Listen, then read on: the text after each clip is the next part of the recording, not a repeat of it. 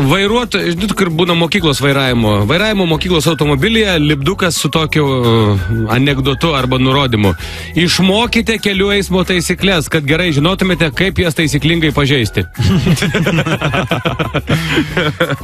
Čia real reikalas. Susitinka dvi draugės. Nu, sako, kaip tu rytai žadini savo vyrą?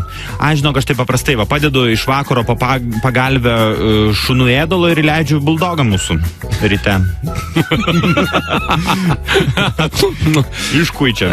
Taip, žodžiu, Facebook'e postas įdėtas toks graudulingas apie gyvūnėlius, taigi visi dabar, žinai, susijaudinę dėl įvairiausių gyvūnų. Vyras rašo. Padėkite. Vakar parke radau sužeistą antytę. Jos sparnelis yra sulaužytas, ji niekaip negali skristi į pietus. Žmonės, būkime mielaširdingi, susitelkime visi, susimeskime visą Facebooko bendruomenę ir aš ją nuvešiu į pietus pats, kur nors į Ispaniją, Maroką ar Graikiją. Dar apie moteris. Susitinka dvi migrantų žmonos. Na, sako, viena, prieš 3 metus išvažiavo mano vyras tai į Airiją, nu dabar rašo, kad pas jį atvažiuočiau, atsistojo ant kojų, pasimčiau abu vaikus, 3 visi važiuotum, nu tai ir važiuok, sako, nu matai, vaikų tai 4 jau. Kiekvienam vyrui gyvenime sunku sukaupti tą drąsą, tą jėgą.